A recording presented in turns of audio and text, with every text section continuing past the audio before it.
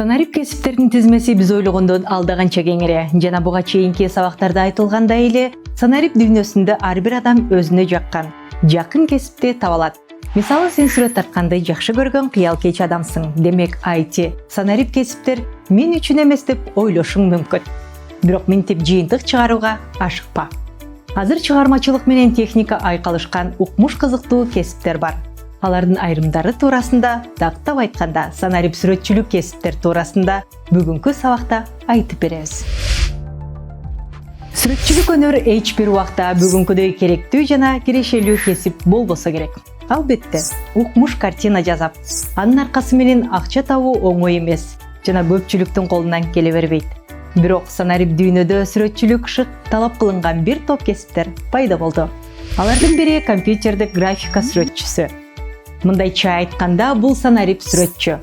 Ал классикалык сүрөтчүлөрдөн айырмаланып, холсту тартпастан графикалык планшет жана компьютерде тартат.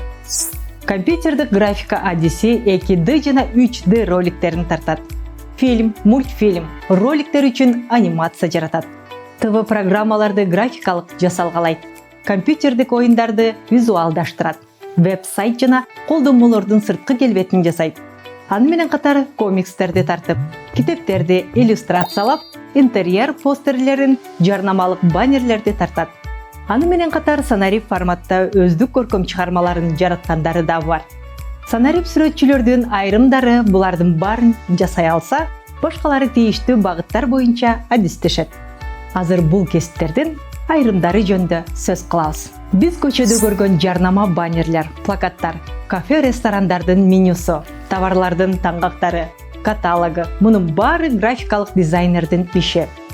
Графикалык дизайнер компаниянын фирмалык стилин иштеп чыгуу, логотип, плакат, рекламалык баннерлерди тартып, китеп журналдарды жасалгалайт. Башкача айтканда, азыркы заманда бир графикалык дизайнердин ишин жашоонун бардык тармагынан көрө алабыз. Графикалык дизайнер иштеген программалардын эң эле кеңири тарагандары бул Adobe Illustrator жана CorelDRAW. 2D аниматор бул эки катмарлуу мейкиндикте компьютердик графика жасаган адис. Мындай графикалар телепрограммаларды жасалгалоо, рекламалык, социалдык роликтерде, фильмдердин айрым бөлүктөрүн жасоодо кеңири колдонулат. 2D аниматорлор негизинен Adobe After Effects деген программада иштешет. 3D аниматор бул 3 катмарлуу графика адиси. Ал фильмдердин, компьютердик оюндардын, ролик, рекламалардын каармандарын тартат. Башкача айтканда, 3D аниматор сүрөттөгү каармандарды жандандырып, аларды кыймыл-аракетке келтирип, сезим берген адам. Андыктан 3D аниматор адамдын анатомия жана психологиясы, актерлук чеберчилиги боюнча жалпы түшүнүктөргө ээ болушу керек.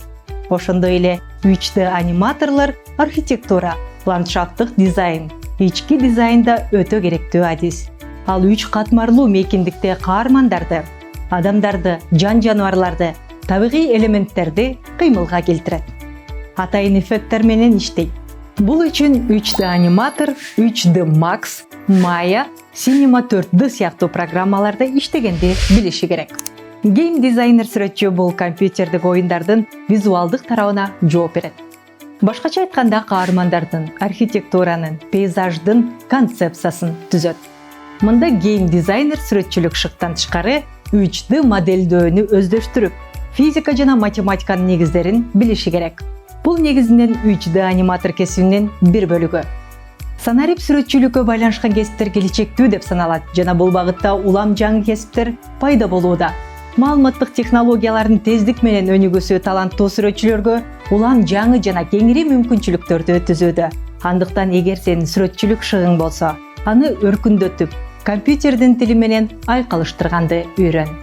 А биз болсо кийинки сабактарда азыр суроо талап чоң болгон IT жана санарип кесиптердин башка түрлөрү жөнүндө айтып беребиз. Бизде сабактарды көрүп, сен санарип дүйнөдөгү өзүңө жакын кесипти тандап аласың деп ишенебиз. Анткени азыр үйдө олтуруп эле дүйнөнү багынткан заман келди.